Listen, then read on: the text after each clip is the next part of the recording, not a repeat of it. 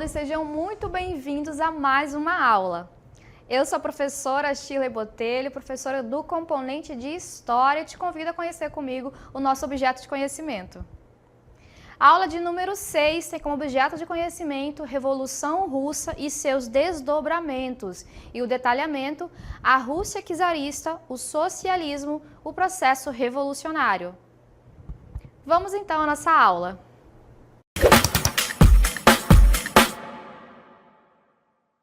Muito bem, nesta aula nós vamos observar, explorar um pouco mais um dos eventos mais emblemáticos do século XX, que foi a Revolução Russa.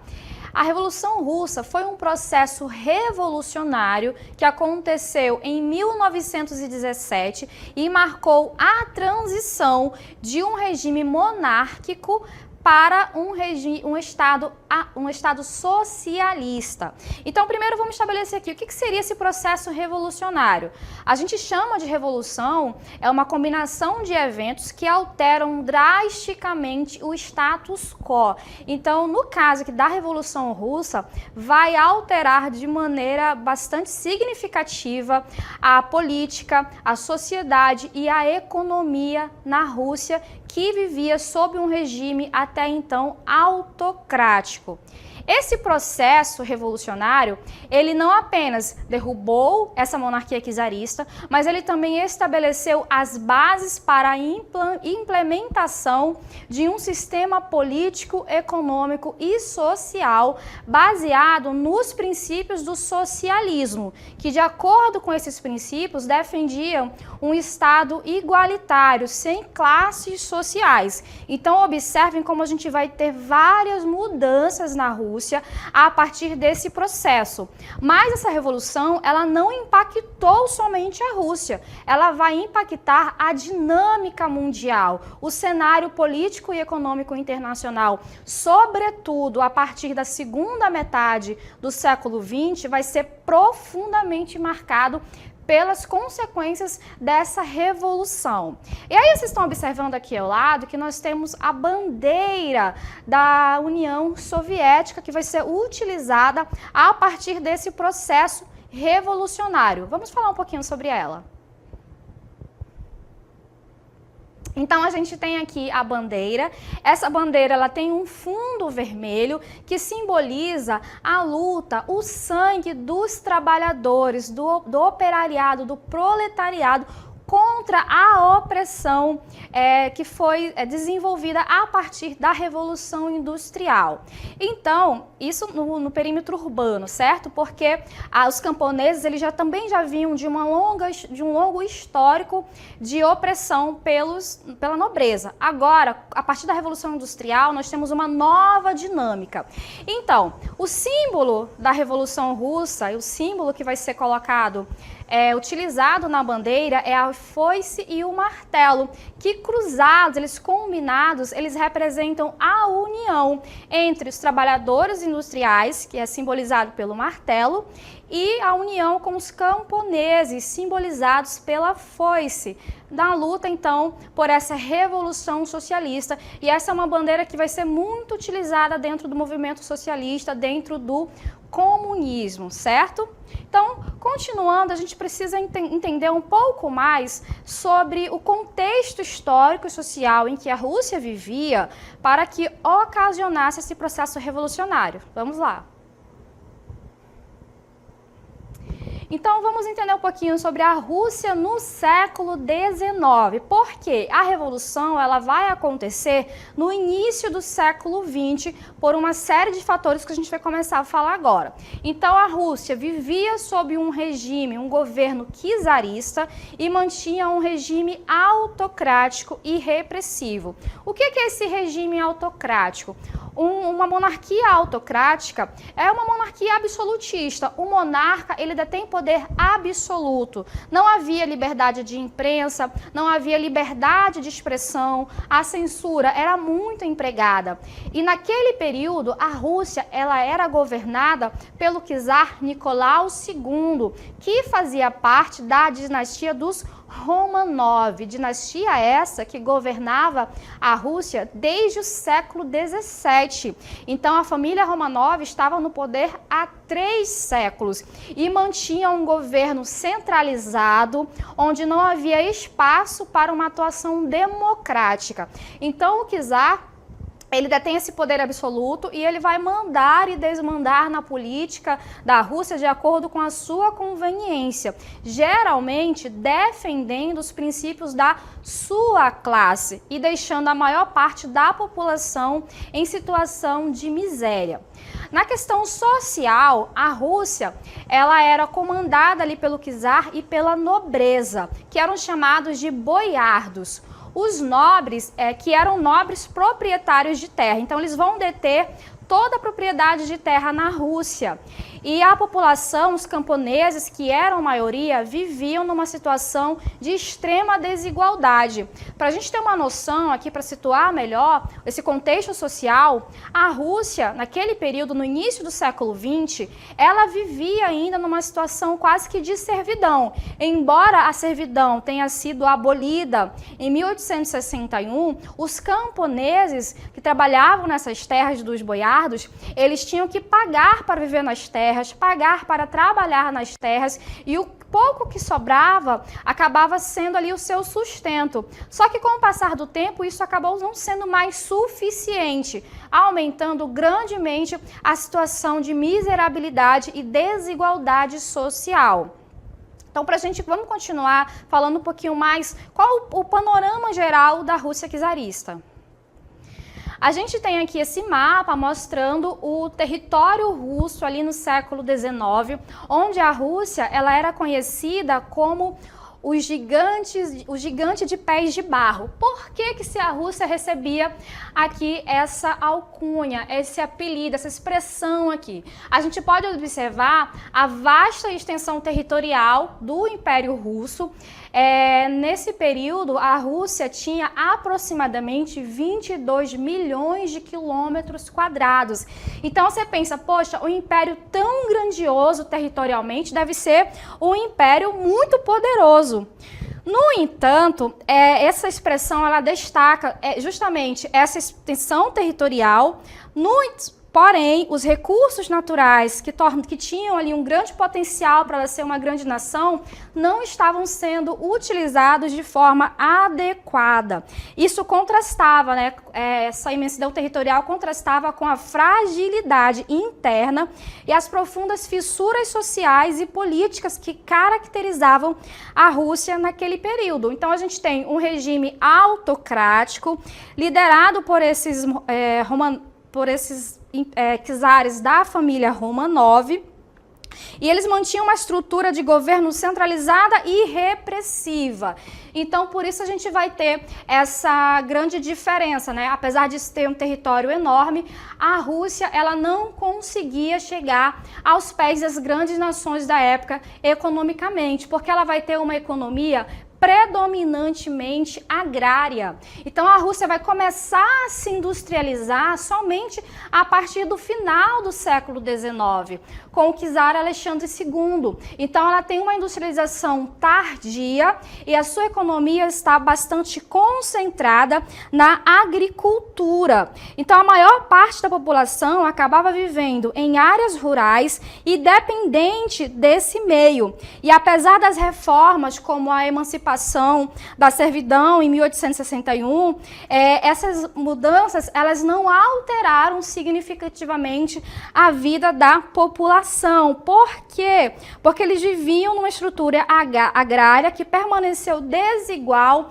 e ineficiente, uma vez que as terras continuaram nas mãos dos boiardos, ou seja, nas mãos da nobreza russa. Então, muitos camponeses continuaram na pobreza e sem acesso aos recursos produtivos. E a gente tem aqui, como a gente comentou, né, uma industrialização tardia. Enquanto países como a Inglaterra começou esse processo de industrialização lá no século XVIII e já estava bem desenvolvido, a Rússia ainda não tinha essa industrialização. Então, embora o governo czarista tenha iniciado esforços no sentido de industrializar o país a partir da segunda metade do século XIX, essa transição ela foi lenta e marcada por muitas dificuldades. Porque as indústrias que emergiram, principalmente nas áreas urbanas, elas eram frequentemente precárias e exploravam em demasia os trabalhadores, os urbanos, os operários. Então, isso resultava em péssimas condições de trabalho, em salários muito baixos. E acontece uma coisa, um fenômeno aqui também. A gente observa a insatisfação dos trabalhadores urbanos. Então, se eu tenho no campo milhares de camponeses insatisfeitos com a situação social, com a situação econômica, passando por um processo de miserabilidade, nas cidades também isso vai acontecer com o advento desse processo de industrialização. Então, o crescimento da classe trabalhadora urbana vai trazer um aumento da insatisfação à medida que os trabalhadores começaram a se organizar em sindicatos e a reivindicar melhores condições de vida e de trabalho. Então, percebam que a gente tem assim o pano de fundo, né, para que ocorresse uma mobilização tanto dos camponeses quanto dos operários. E a gente vai observar agora, já que a gente está falando desse processo revolucionário, ele vai ser influenciado por um pensamento, por uma ideologia, que vai ser o socialismo. Então, a gente observa aqui no texto, o socialismo é uma doutrina política e econômica e filosófica que vai surgir no final do século XVIII. Isso aqui é muito importante. Por que aqui no século XVIII? Porque vai coincidir justamente com a emergência da industrialização, com a emergência do proletariado, aquela classe social que vai trabalhar nas fábricas. O operário é aquele que opera a máquina. Então, ele está criando essa nova classe social que é bastante explorada pela burguesia industrial. Então, não é à toa que o socialismo, que essa doutrina surge juntamente com a Revolução Industrial, com esse processo de exploração dos operários nas fábricas. Então, ele caracteriza-se pela ideia de transformação da sociedade através da tomada dos meios de produção. O que são os meios de produção, professora? Os meios de produção são as fábricas, são as reservas naturais que os burgueses vão tomar para que ocorra a produção. Então, as fábricas, os produtos naturais que são detidos pelos burgueses são todos esses meios que os operários devem tomar de acordo com essa doutrina, de acordo com o socialismo. Então, além da tomada dos meios de produção, essa doutrina defende que eles têm que tomar os recursos econômicos.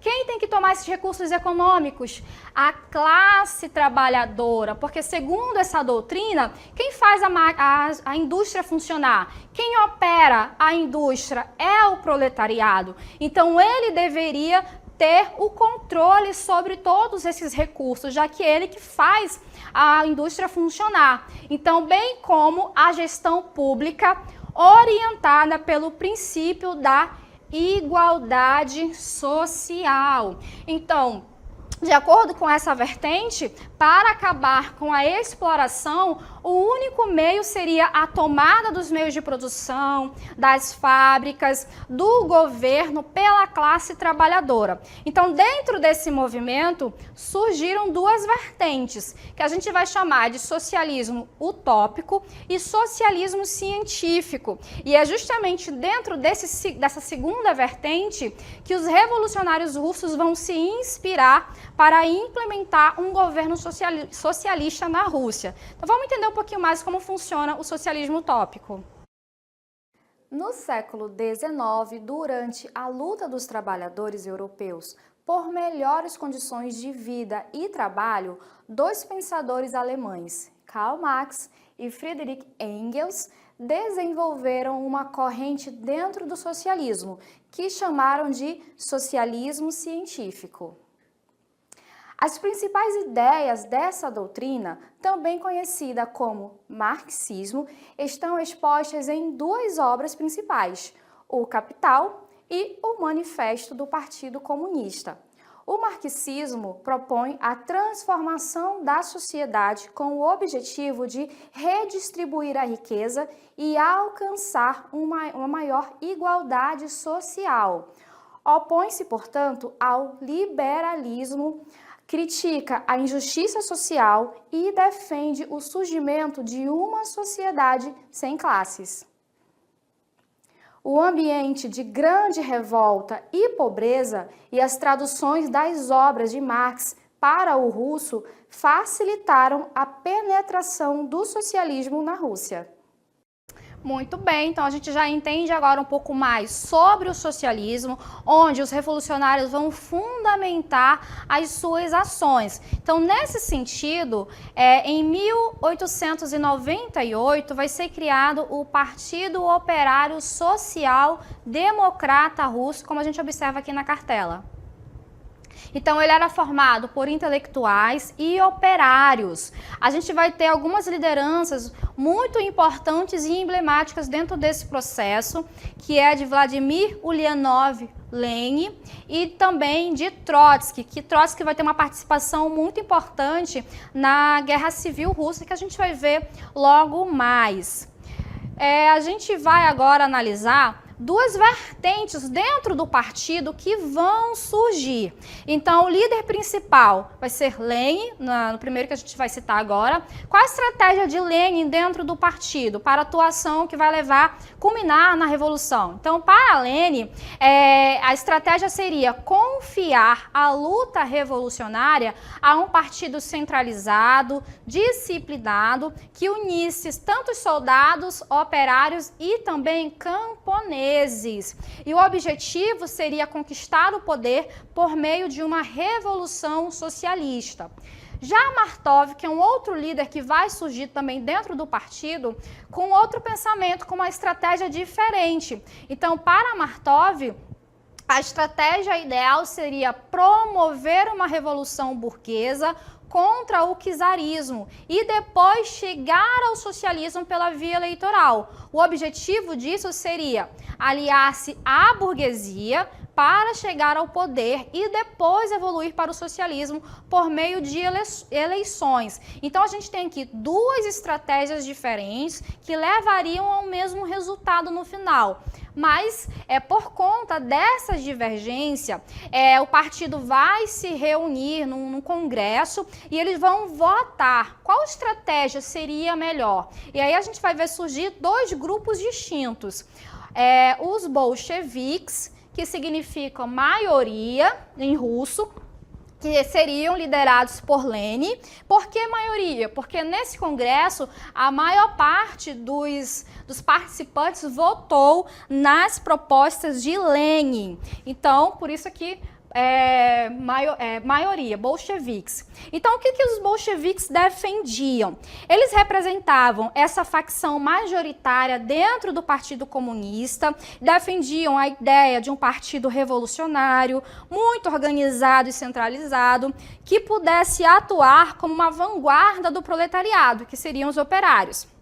Então, para os bolcheviques, a luta pela Revolução Socialista não poderia ser adiada. Então, eles estavam passando por uma situação tão precária que eles queriam agir efetivamente, logo de cara da Revolução. Então, eles acreditavam que a Rússia estava pronta para essa revolução imediata, justamente por conta da crescente insatisfação popular e a crise econômica e social que o governo passava. Então, Lenin enfatizava a necessidade de uma insurreição armada contra o governo czarista e contra toda a elite dominante, tanto quanto burgueses como os nobres. E ele argumentava que a aliança com a burguesia não era necessária, e ela era muito prejudicial, já que a burguesia fazia parte da classe que explorava a mão de obra do proletariado. E aí a gente tem uma outra vertente, os mencheviques, que naquela votação que foi mencionada agora há pouco, eram minoria. Então, menchevique significa minoria em russo, e eles eram liderados por Martov. Era uma facção minoritária do Partido Comunista, eles defendiam uma abordagem mais branda, mais gradual e reformista. Eles acreditavam que a Rússia não estava pronta ainda para esse processo revolucionário, que era necessário passar primeiro por uma revolução burguesa, ou seja, liderada pela burguesia, com a burguesia tomando o governo e derrubando o czarismo.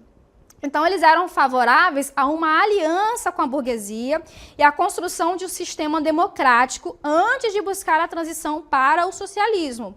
Essa posição mais moderada dos mencheviques refletia uma estratégia de mudança através de métodos eleitorais e políticos, ao invés de uma insurreição imediata. Então, percebam que esses dois grupos que surgem, eles não divergem em relação à derrubada do governo, mas eles vão divergir justamente em relação aos meios para se chegar a essa derrubada do governo. Então, analisamos o panorama político, econômico, social, vimos como se deu a imersão da Rússia dentro desse sistema socialista. Agora vamos voltar aqui para os antecedentes, né? Os antecedentes imediatos ao processo revolucionário. Então, alguns eventos aconteceram para que a Revolução culminasse ali em 1917. Então, primeiro a gente tem a Guerra Russo-Japonesa. Então, em 1904, durou um pouco mais de um ano, entre 1904 e 1905, um conflito entre o Japão e o Império Russo por conta de uma disputa territorial na Manchúria e na Coreia.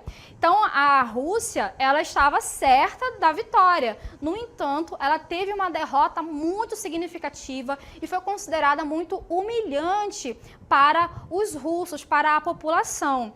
E essa derrota que levou ao prejuízo econômico, a perdas humanas, ela vai acabar aumentando a insatisfação, aumentando a impopularidade do regime czarista.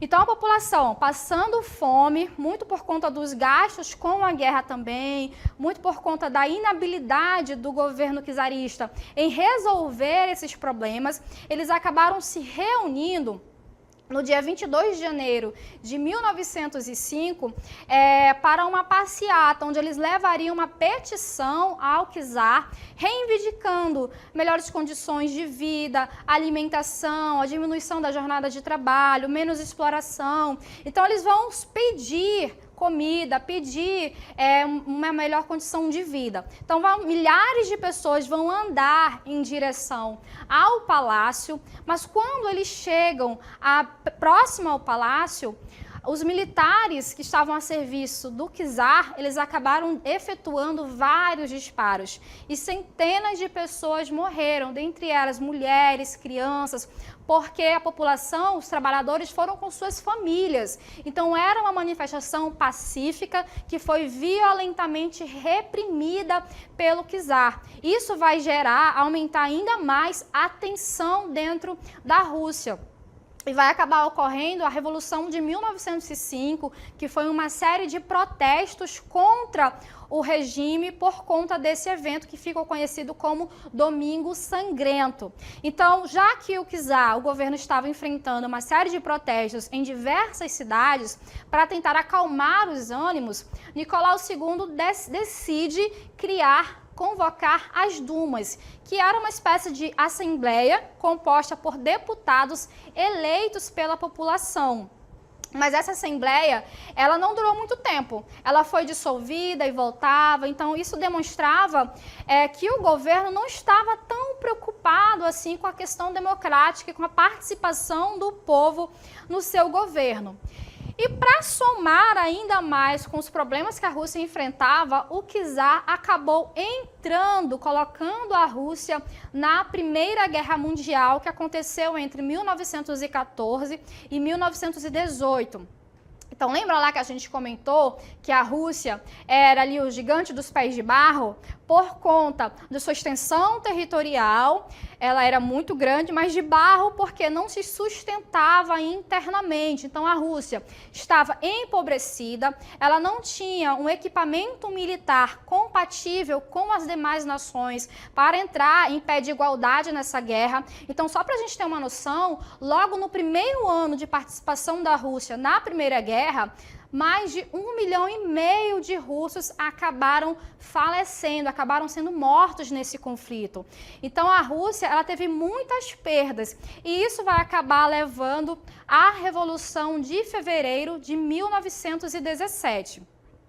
Então, em fevereiro desse ano, protestos massivos em Petrogrado, que seria São Petersburgo, hoje. Então, esses protestos, eles foram devido à escassez de alimentos e à guerra, o que acabaram forçando Nicolau II a abdicar. Então, o cenário foi tão tenso que o czar acabou abdicando. E à frente do governo estava Alexander Kerensky, que seria ali um governo provisório constituído pelos mencheviques, que foi estabelecido prometendo reformas democráticas. No entanto, eles fracassaram em retirar a Rússia da Primeira Guerra Mundial e não conseguiu resolver os problemas socioeconômicos. Então, essa revolução, esse primeiro processo aqui de 1917, em fevereiro, ele vai acabar destituindo, derrubando o governo czarista. Porém, não conseguiu resolver os problemas que afligiam a Rússia. Então, isso vai fazer com que os bolcheviques acabassem liderando a Revolução de Outubro de 1917. Então, em outubro de 1917, novembro, no calendário gregoriano, os bolcheviques, liderados por Lenin, derrubaram o governo provisório num golpe praticamente sem derramamento de sangue, e eles prometeram paz, terra e pão e começaram a implementar reformas socialistas. Só lembrando que um pouquinho antes, em julho de 1917, o czar e toda a sua família, sua esposa e seus 5 filhos foram executados pelos bolcheviques numa tentativa de evitar, né, que monarquistas trouxessem de volta a família ao poder. Então, de acordo com esse lema, os bolcheviques vão implementar alguns decretos. Após a tomada do poder, os bolcheviques emitiram decretos sobre a paz. Esse decreto, esse lema, paz, terra e pão, ele é um lema retirado das teses de Abril, que havia sido publicada por Lenin. Então, paz significava ali a retirada da Primeira Guerra Mundial, da Rússia, da Primeira Guerra Mundial. Terra seria a promessa de redistribuição de terras aos camponeses e o controle das fábricas. E pão seria justamente, né, o alimento, o sustento para a população, o fim daquele período de extrema desigualdade social. Então a gente percebe que nós vamos ter a Revolução de 1917 de fevereiro, pelos mencheviques, e em outubro do mesmo ano os bolcheviques vão tomar o poder. Então essa divergência vai acabar ocasionando uma guerra civil na Rússia, que vai durar de 1918 a 1922. Então, após a Revolução de Outubro, a Rússia mergulhou em uma guerra civil entre os vermelhos, que eram os bolcheviques, e os brancos, que eram as forças anti-bolcheviques, incluindo monarquistas, republicanos, potências estrangeiras e os mencheviques. Então, apesar dessa intervenção estrangeira e da oposição interna, os bolcheviques venceram a guerra civil e acabaram consolidando seu poder e estabeleceram, portanto, a União das Repúblicas Socialistas Soviéticas, a União Soviética, em 1922. Essa guerra, ela levou a milhares de mortos, certo? Tanto do lado dos brancos quanto do lado dos vermelhos. Mas como o soldado dos vermelhos, soldados bolcheviques, eles tinham um ideal mais organizado, tinham promessas aos camponeses, promessas aos operários nas cidades, eles acabaram conquistando a simpatia da população e, com isso, eles vão ter mais pessoas ao seu lado e, liderados por Trotsky, eles vão ter essa vitória que vai culminar no estabelecimento da União Soviética, mas isso é assunto para outra aula e a gente finaliza assim a nossa aula sobre a Revolução Russa.